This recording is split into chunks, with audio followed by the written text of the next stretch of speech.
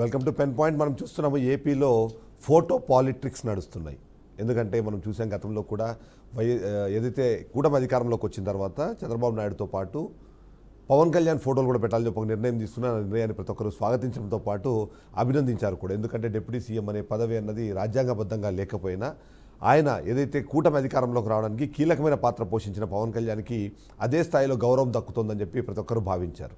ముఖ్యంగా జన సైనికులు, అంతకన్నా ముఖ్యంగా కాపు నాయకులందరూ కూడా ఆ నిర్ణయాన్ని స్వాగతించారు. అంతేకాకుండా కూటమి ప్రభుత్వం ఏర్పడిన తర్వాత పవన్ కళ్యాణ్కి అనుకున్నంత స్థాయిలో గౌరవం దక్కిందనే విధంగా ఆనందపడ్డారు కూడా. బట్ ఈ మధ్యకాలంలో జరిగిన కొన్ని పరిణామాలు, ఆ పరిణామాల తర్వాత జరుగుతున్న విషయాలు ఏవైతే ఉన్నాయో అవి మాత్రం కాస్త కలవరపెడుతున్నాయని చెప్పవచ్చు. ఎందుకంటే ఒక రిటైర్డ్ రైల్వే ఉద్యోగి డిప్యూటీ సీఎం పవన్ కళ్యాణ్ ఫోటోలను ఉంచడానికి సంబంధించి అది రాజ్యాంగబద్ధమైన పదవి కాదు కాబట్టి సీఎం, పీఎం అలాగే ప్రెసిడెంట్ తప్ప డిప్యూటీ సీఎంలో ఫోటోలు పెట్టడానికి అవకాశం లేదు, దాన్ని వెంటనే తొలగించాలని చెప్పి ఒక నిర్ణయం ప్రకటించాలని చెప్పి ఒక పబ్లిక్ ఇంట్రెస్ట్ లిటిగేషన్ని దాఖలు చేస్తే దాని మీద హైకోర్టు ముట్టికాయలేసింది. అలా రాజ్యాంగబద్ధ పదవి కారణంత మాత్రం తీసేయాలని చెప్పి ఎక్కడైనా రాజ్యాంగంలో ఉందా అంటూ ప్రశ్నించి ఏదైనా ప్రజలకు ప్రయోజనం కలిగించే వ్యాజ్యాలను వేయాలని కూడా ఆయనకు మందలించి మరీ ఆ వ్యాజ్యాన్ని కొట్టేసిన పరిస్థితి మనకు కనిపిస్తుంది. అయితే ఇదంతా జరిగి పూర్తి స్థాయిలో దానికి సంబంధించిన తీర్పు రాకముందే వెంటనే అంతకన్నా ముందే ఒక్కొక్కటిగా పవన్ కళ్యాణ్ ఫోటోలు ఆంధ్రప్రదేశ్ రాష్ట్ర కార్యాలయాల నుంచి కూడా ఏదైతే గవర్నమెంట్ ఆఫీసెస్ ఉన్నాయో వాటి నుంచి మాయమవుతున్నట్టుగా కొన్ని వార్తలు వస్తున్న నేపథ్యంలో దానిపైన జన సైనికులతో పాటు కాపు నాయకులు కూడా కొద్దిగా అభ్యంతరం వ్యక్తం చేస్తున్నారు. కొద్దిగా ఇబ్బందికర పరిస్థితుల్లోకి వెళ్తోందన్న అనుమానం వ్యక్తమయ్యేలాగా వాళ్ళకి సంబంధించిన అభిప్రాయాలు వ్యక్తం చేస్తున్నారు. ఒకసారి దాని మీద మాట్లాడే ప్రయత్నం చేద్దాము. ఇదే విషయం పైన మాట్లాడేందుకు మనతో పాటు రాజకీయ విశ్లేషకులు శ్రీరామ్ గారు లైవ్లో సిద్ధంగా ఉన్నారు. అలాగే చందు జనార్దన్ గారు ఏపీజేఏసీ అధ్యక్షులు మనతో పాటు, కాపు జేఏసీ అధ్యక్షులు మనతో పాటు ఉన్నారు. మొదటిగా చందు జనార్దన్ గారు, ఓవరాల్గా చూస్తే మాత్రం పవన్ కళ్యాణ్ ఫోటోలు పెట్టే నిర్ణయాన్ని ప్రతి ఒక్కరూ స్వాగతించారు, అంతేకాకుండా ఆనందపడ్డారు కూడా. ఎందుకంటే కూటమి ప్రభుత్వం రావడానికి కానివ్వండి, ఆ కూటమి ఏర్పడడానికి కూడా కీలకమైన పాత్ర పోషించిన పవన్ కళ్యాణ్ తన త్యాగాలకి ఇది ఒక మంచి ఎగ్జాంపుల్ గాను లేకపోతే ఒక గుర్తింపు గాను చాలామంది భావించారు. కానీ ఇప్పుడు జరుగుతున్న పరిణామాలు ఎలా చూడాలంటారు? దీని మీద మీకున్న సమాచారం ఏంటి? అందరికీ నమస్కారం. చిదంబరం గారికి, శ్రీరామ్ గారికి, అదేవిధంగా బీఆర్కే న్యూస్ చూస్తున్న అందరికి కూడా నమస్కారాలు, ధన్యవాదాలు. సోదరులు చిదంబరం గారు అడిగిన ముఖ్యమైన ప్రశ్న ఏదైతే ఉందో, పెద్దలు పవన్ కళ్యాణ్ గారి యొక్క ఫోటోని తొలగించే కార్యక్రమం ఈరోజు ఆంధ్రప్రదేశ్లో కూటమి ప్రభుత్వం అధికారంలో ఉంది. కూటమి ప్రభుత్వం అధికారంలో ఉంది, దానికి గల కారణం పెద్దలు పవన్ కళ్యాణ్ గారు. ఇప్పుడే కాదు, గతంలో ప్రజారాజ్యం సందర్భంలో 2 సార్లు అధికార మార్పిడి జరిగింది. ఆ రోజు పెద్దలు చిరంజీవి గారు కారణం. జనసేన ప్రారంభించిన తర్వాత 3 సార్లు రాష్ట్రంలో అధికార మార్పిడి జరిగింది, దానికి కారణం పెద్దలు పవన్ కళ్యాణ్ గారు. మొత్తంగా మెగా కుటుంబం జోక్యంతో రాష్ట్రంలో కానీ ఉమ్మడి రాష్ట్రంలో కానీ 5 సార్లు అధికార మార్పిడి గల కారణం ప్రధానంగా మెగా కుటుంబమే. స్వర్గీయ వంగవీటి మోహన్ రంగా గారి మరణం సందర్భంలో ఒకసారి, స్వాతంత్రం వచ్చిన తర్వాత ఉమ్మడి రాష్ట్రంలో కానీ అదేవిధంగా విడిపోయిన రాష్ట్రంలో కానీ కాపు బలిజ వర్గాల యొక్క మద్దతుతో రాష్ట్రంలో ఆంధ్రప్రదేశ్లో మొత్తంగా 6 సార్లు అధికార మార్పిడి చేసిన ఘనత బలిజ కాపు వర్గాలకు సంబంధించింది చిదంబరం గారు. అయితే కూటమి ప్రభుత్వ ఏర్పాటుకు సంబంధించిన అంశంలో పెద్దన పవన్ కళ్యాణ్ గారు కాపు బలిజ వర్గాలు పెద్దన పాత్ర పోషించాలి. తద్వారా రాష్ట్రంలో అధికార మార్పిడి జరగాలి. కూటమి అధికారంలో రావటం ద్వారా రాష్ట్ర ప్రజలకి మెరుగైన పాలన, అభివృద్ధి వైపు రాష్ట్రం ముందుకెళ్ళటానికి గలక పోయే విధంగా అందరూ సహకరించాలని పెద్దలు పవన్ కళ్యాణ్ గారు పిలుపునిచ్చారు. తద్వారా కాపు వర్గాలు, ఎస్సీ, ఎస్టీ, బీసీ, మైనారిటీ వర్గాల కలిపి రాష్ట్రంలో అధికార మార్పిడి చేశాయి. ఈ రోజు కూటమి ప్రభుత్వం అధికారంలో ఉన్న, తద్వారా కేంద్రంలో మోడీ గారు ప్రధానమంత్రిగా ఉన్న, దానికి గల కారణం పవన్ కళ్యాణ్ గారు. దీనికి గల కారణం కాపు బలిజ వర్గాల కష్టంతో రాష్ట్రంలో కూటమి ప్రభుత్వం అధికారంలో ఉంది. అయితే పెద్దలు ముఖ్యమంత్రి చంద్రబాబు నాయుడు గారు కలెక్టర్ల కాన్ఫరెన్స్ లో కలెక్టర్లకి ఆదేశాలు ఇచ్చారు. ఆయన ఏమనంటే, ముఖ్యమంత్రి గారితో సమాన స్థాయిలో, సమాన హోదాలో గౌరవిస్తూ తనతో పాటుగా పవన్ కళ్యాణ్ గారి చిత్రపటాలు ఉండే విధంగా చర్యలు తీసుకోవాలని ముఖ్యమంత్రి చంద్రబాబు నాయుడు గారు కలెక్టర్ కాన్ఫరెన్స్ లో ఆదేశాలు ఇచ్చారు. కలెక్టర్ కాన్ఫరెన్స్ లో రాష్ట్ర ముఖ్యమంత్రిగా చంద్రబాబు నాయుడు గారు ప్రకటించడాన్ని అది రాష్ట్ర ప్రభుత్వ ఆదేశాలుగానే ఉన్నతాధికారులంతగా భావించాల్సిన అవసరం ఉంది. తద్వారా రాష్ట్రం అంతా కూడా అన్ని శాఖల్లో ముఖ్యమంత్రి చంద్రబాబు నాయుడు గారితో పాటుగా పెద్దలు పవన్ కళ్యాణ్ గారు, మా కుటుంబ సభ్యుడైన జనసేన అధినేత పవన్ కళ్యాణ్ గారి చిత్రపటం రాష్ట్రంలో ఉంది. అయితే దీన్ని తొలగించాలని చెప్పి మీరు చెప్పిన సోదరుడు కోర్టుకు వెళ్ళటం కానీ, అదేవిధంగా మరో మాజీ న్యాయమూర్తి గడా శ్రవణ్ కుమార్ గారు తాను కోర్టును ఆశ్రయిస్తానని ప్రకటనలు ఇవ్వటం కానీ, వీటన్నిటిని కూడా ఈ మధ్య చూస్తా ఉన్నాం. అయితే అది వారికి కారణాలు ఏదైనా వారికి గల రాజ్యాంగం కల్పించిన హక్కులో భాగంగా వారి యొక్క ప్రకటనలు కానీ, లేదా ప్రతిపక్ష పార్టీ అయినా ప్రధాన ప్రతిపక్ష పార్టీ అయిన వైసీపీ నాయకులు మాట్లాడటం కానీ, ఇతర నాయకులు మాట్లాడటం కానీ అది వారి వ్యక్తిగతం. అయితే కూటమి ప్రభుత్వ నేతలు పెద్దలు చంద్రబాబు నాయుడు గారు కానీ, లోకేష్ గారు కానీ, లేదా టీడీపీ శ్రేణులు కానీ, టీడీపీకి సంబంధించిన మంత్రులు కానీ, బీజేపీకి సంబంధించిన నాయకత్వం కానీ ఏ విధంగా గౌరవిస్తుంది పవన్ కళ్యాణ్ గారిని అనేదే కాపు సామాజిక వర్గం పరిశీలిస్తా ఉంది. ఎందుకంటే కాపు బలిజల కష్టంతో చెప్పండి. కాపు బలిజ కష్టంతో అధికారంలో వచ్చిన కూటమి ప్రభుత్వం మా యొక్క కుటుంబ సభ్యుడు, కుటుంబ పెద్ద అయినటువంటి పవన్ కళ్యాణ్ గారిని తప్పనిసరిగా గౌరవించాలని కోరుకుంటాం. ఎక్కడైనా కూడా పవన్ కళ్యాణ్ గారి చిత్రపటాలను తొలగించడానికి రాష్ట్ర కాపు జేఏసీగా మేము దాన్ని సహించాం, ఊరుకో. రైట్, శ్రీరామ్ గారు. సో ఇది మనం చూసాం. ఎందుకంటే ఇప్పుడు అంటే నిర్ణయం అన్నది ఎక్కడ వెలువడలేదు, కానీ అత్యుత్సాహంతో తీసేస్తున్నారా, లేకపోతే అక్కడ స్థానికంగా ఉన్న పరిస్థితుల నేపథ్యంలో తీసేస్తున్నారా?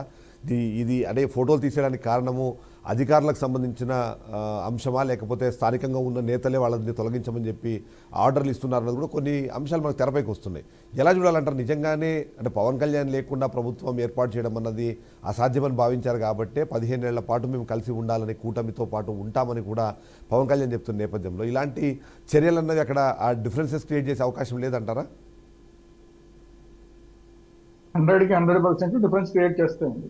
ఎందుకంటే అయితే ఖచ్చితంగా కూటమి అనేది రావడానికి కారణం ఎవరవునన్నా కాదన్నా మన పవన్ కళ్యాణ్ గారు, దాంట్లో డౌట్ ఏం అక్కర్లేదు. ఎందుకంటే అప్పటికి కూటమి వస్తుందని ఎవరు ఊహించలేదు. సరే నేనంటే ఇప్పుడు ముందే చెప్పాను అనుకోండి, చాలా మంది చెప్పాను కూటమి వస్తుందని, చాలా మంది ఒప్పుకోలేదు అప్పట్లో.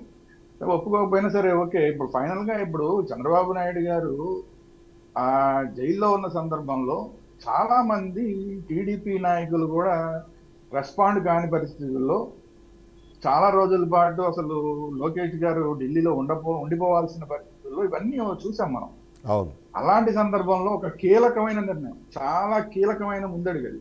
ఆ ముందడుగు పడడం వల్లనే ఆయన నేను కలిసి వెళ్తున్నాను, చంద్రబాబు నాయుడు గారు తెలుగుదేశంతో పాటు నేను కలిసి వెళ్తున్నాను అన్న తర్వాతనే భారతీయ జనతా పార్టీ వచ్చి జాయిన్ అయింది. భారతీయ జనతా పార్టీ వచ్చి జాయిన్ అవ్వడం వల్లనే ఈ ముగ్గురు కలిస్తే ఖచ్చితంగా కేంద్రం నుంచి డబ్బులు తీసుకురాగలుగుతారు.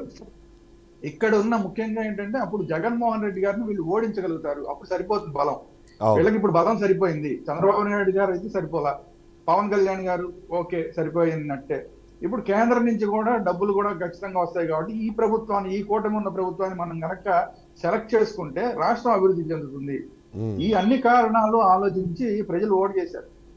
అది గుర్తించిన తర్వాతే ఇప్పుడు చంద్రబాబు నాయుడు గారు తనతో పాటు సమానంగా పవన్ కళ్యాణ్ గారి ఫోటోలు పెట్టండి అన్నారు. చాలా మంచి నిర్ణయం అది, అందరూ స్వాగతించారు. ఇంత మెగ్నానిమస్ గా సాధారణంగా రాజకీయాల్లో ఎవరు ఒప్పుకోరు అట్లా.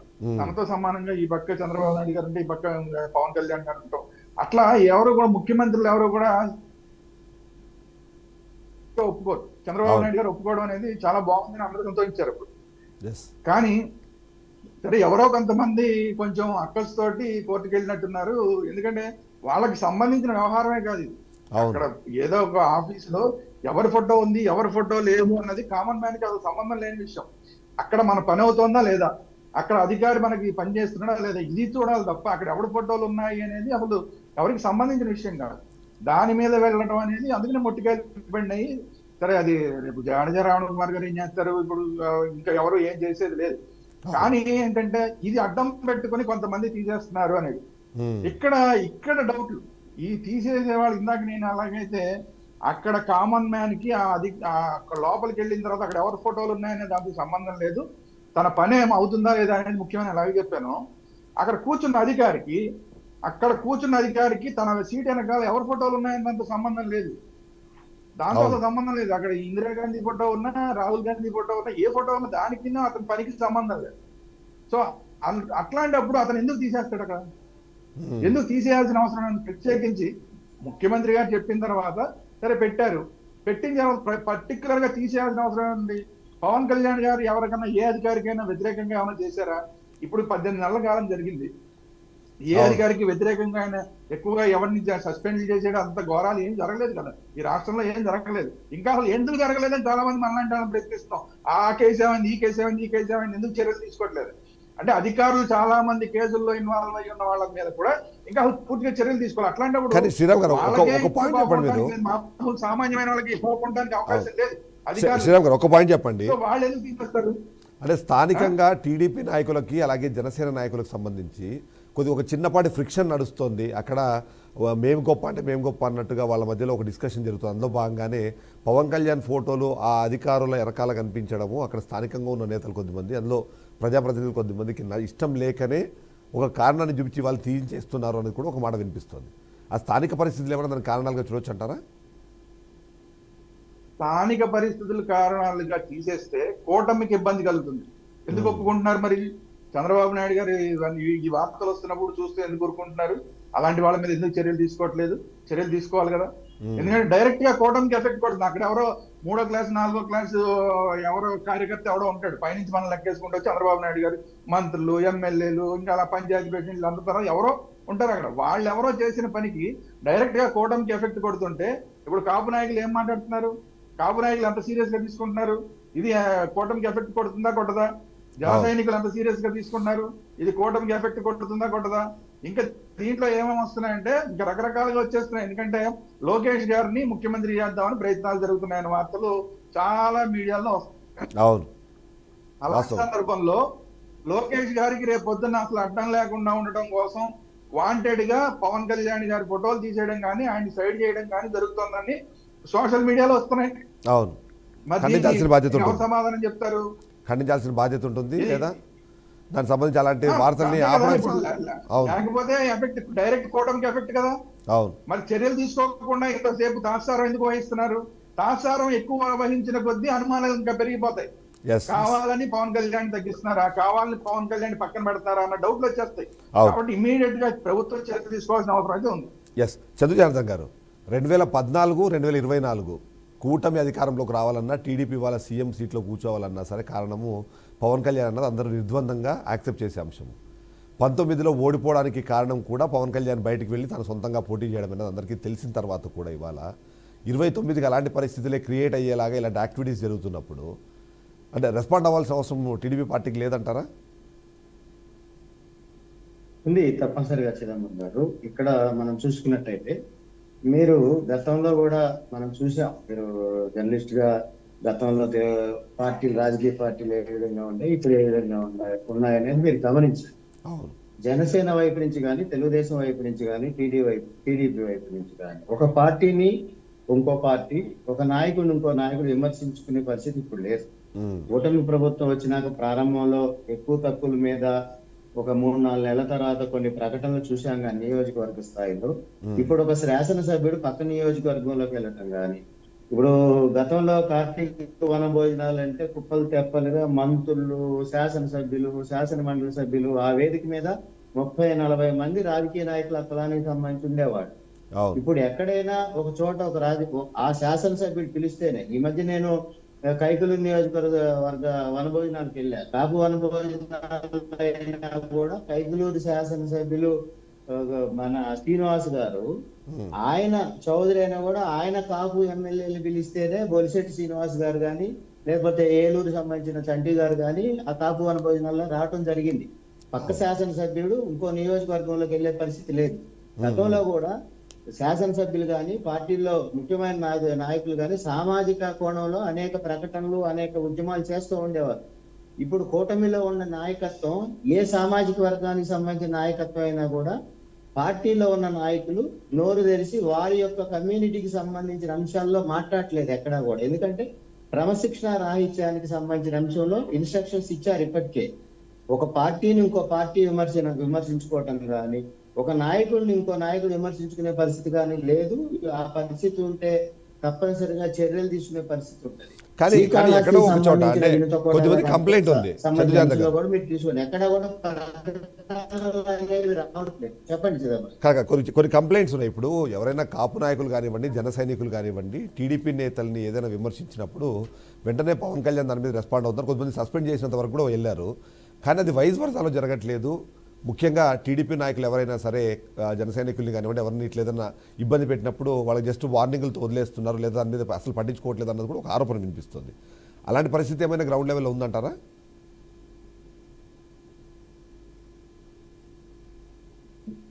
మనము గమనించినట్టయితే టీడీపీలో కానీ జనసేనలో కానీ ఒక నాయకుడిని ఇంకో నాయకుడు విమర్శించుకునే పరిస్థితి ప్రస్తుతం రెండు పార్టీలో లేదు.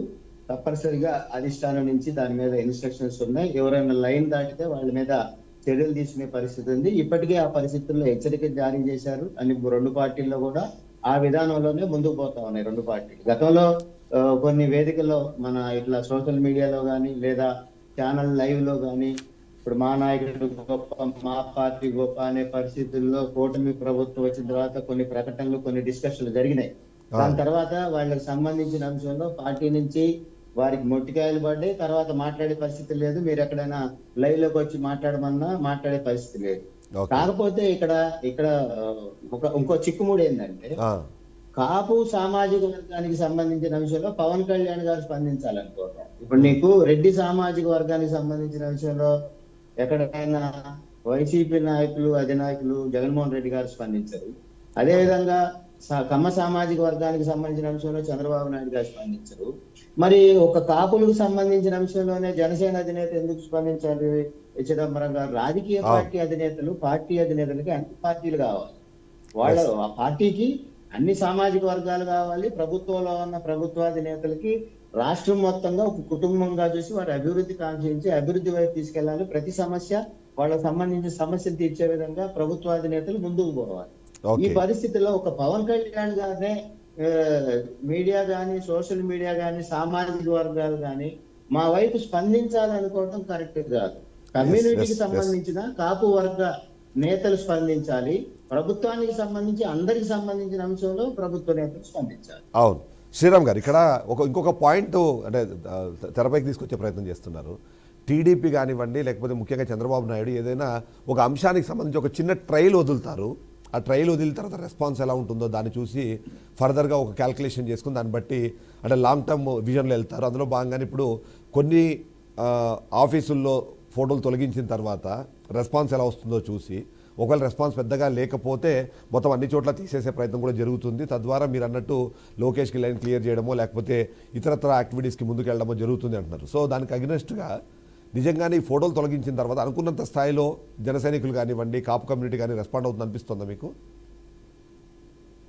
ఖచ్చితంగా రెస్పాండ్ అవుతుందండి, ఏం డౌట్ అక్కడ దాంట్లో. కాకపోతే ఏంటంటే వీళ్ళందరికీ మాలాగా మాట్లాడడానికి ప్లాట్ఫామ్స్ ఉండవు.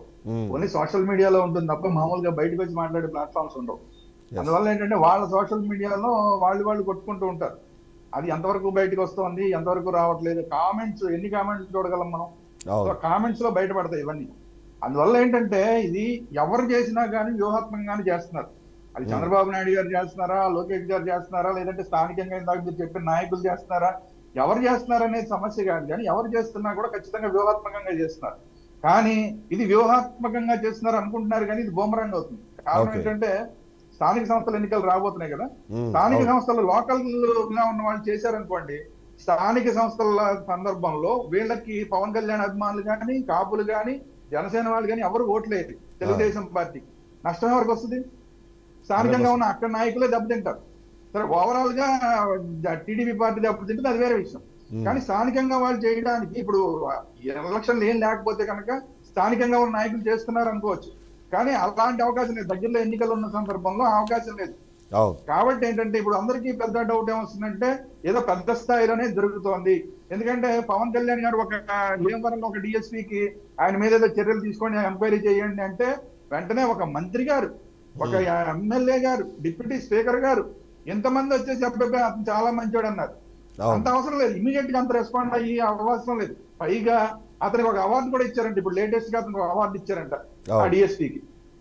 అంటే ఏంటి, పవన్ కళ్యాణ్ చెప్పిన మాటను పక్కన పెట్టేస్తున్నారు, పవన్ కళ్యాణ్ పక్కన పెట్టేస్తున్నారు అన్న మెసేజ్ వెళ్తుంది. అవును. ఎందుకన్నా జరగనివ్వండి, జరిగిన దాంట్లో నేను తప్పు పట్టట్లా. అంటే ఇప్పుడు ఆ డిఎస్పీ మంచిది కాదని నేను చెప్పట్లా.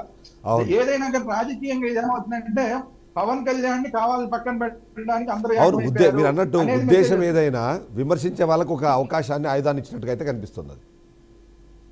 100% అంతే కదా. ఇప్పుడు మొన్న ఏం లేదు, మోడీ గారు ఆయనకి ఏ ఉద్దేశం ఉందో తెలియదు, అవును. లోకేష్ ని పిలిచారు. ఎందుకు చంద్రబాబు నాయుడు గారు పవన్ కళ్యాణ్ గారు ఉండగానే ప్రత్యేకించి లోకేష్ పిలిచారు. పిలవంగానే బయట ఏమొచ్చింది, ఇంకా పవన్ కళ్యాణ్ ని పక్కన పెట్టేశారు, ఇంకా లోకేష్ నే ఓన్ చేసుకుంటున్నారు, గతంలో లాగా లేదు పవన్ కళ్యాణ్ కి అన్న మెసేజ్ బయటకు వచ్చేసింది. అవును. ఇలాంటివన్నీ కూడా మనకి మనం ఇష్టం ఉన్నా లేకపోయినా పవన్ కళ్యాణ్ గారు చూస్తూ ఉంటారు, ఆయన మనసు మీద కూడా ఎఫెక్ట్ ఉంటుంది కదా. అవును, అంతే కదా. ఇది జనసేనలో ఎవరైతే ఎమ్మెల్యేలు ఉన్నారో వాళ్ళ మీద ఎఫెక్ట్ ఉంటుంది కదా. అందరూ వాళ్ళలో వాళ్ళు చర్చించుకుంటారు కదా, ఏంటి మనం ఇస్తున్న, మనమేమో ప్రతిసారి 15 ఏళ్ళు మనమే ఉంటాం మనం చెప్తున్నాం, అవును. వాళ్ళేమో రోజు రోజుకి మనం తగ్గించే ప్రయత్నం చేస్తున్నారు, మన పక్కన పెట్టే ప్రయత్నం చేస్తున్నారు, మన ఫోటోలు తీసేస్తున్నారు. ఏదో మోడీ గారు వచ్చి లోకేష్ గారిని పిలిచినంత మాత్రం లోకేష్ గారిని పొగిడితే ఇబ్బందిలా, పవన్ అదే. కళ్యాణ్ పక్కన పెట్టేస్తున్నారని సోషల్ మీడియాలో వచ్చేస్తున్నాయి.